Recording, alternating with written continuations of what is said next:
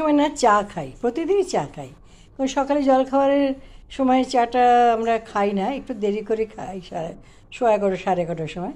তো আজকে ভাবলাম একটু চেঞ্জ করি। আজ ফ্রাইডেও আছে, ফ্রাইডে থেকেই মুডটা ভালো হতে শুরু করে।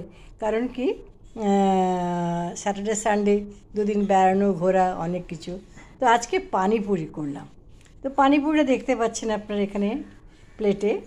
তার সাথে যে মশলাটা, ওটা সেদ্ধ আলু, তারপরে চাট মশলা, পানিপুরি মশলা, তারপরে তোমার বুন্দি, ধনে পাতা, লেমন জুস, হ্যাঁ, তার সাথে একটু লঙ্কা গুঁড়ো দিলে ভালোই লাগে। আমি যদিও দিইনি, কারণ আমাদের একটু লঙ্কার অসুবিধা আছে বলে দিইনি। এইবার একটা জল বানালাম।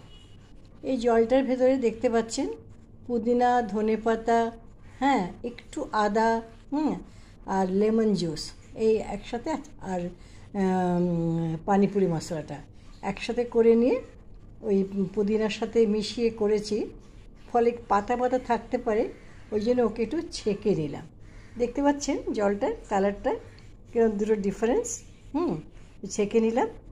এইবার পানিপুরিটা এই যে মশলা দেখতে পাচ্ছেন, বুন্দি, আলু, ধনে পাতা, হ্যাঁ, চাট মশলা, লেমন জুস সব আছে। এর মধ্যে 1 হাতা মিশিয়ে নেব এই মশলাটা, এই জলটা, তাহলে একটা আলাদা টেস্ট আসবে।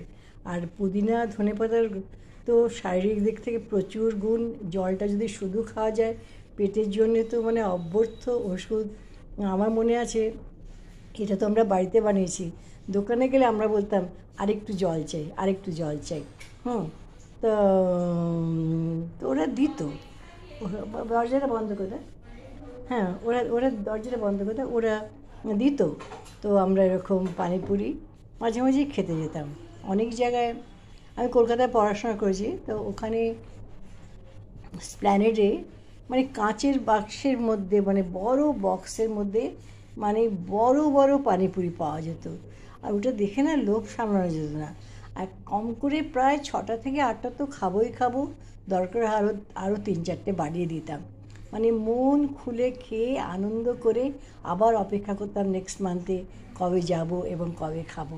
সেই খাওয়ার একটা আনন্দ আছে, লেখাপড়া করার যেমন আনন্দ আছে, খেলাধুলার যেমন আনন্দ আছে, সিনেমা দেখার যেরকম আনন্দ আছে, তেমনি খাওয়া দাওয়ারও একটা আনন্দ আছে। আর ঘরে যদি বানানো যায় তাহলে অনেক করে বানানো যায়। সেই জন্যে আমরা পানিপুরি, আমরা অনেক কিছু বানাই দিই, আপনারা দেখতে পান। তার সাথে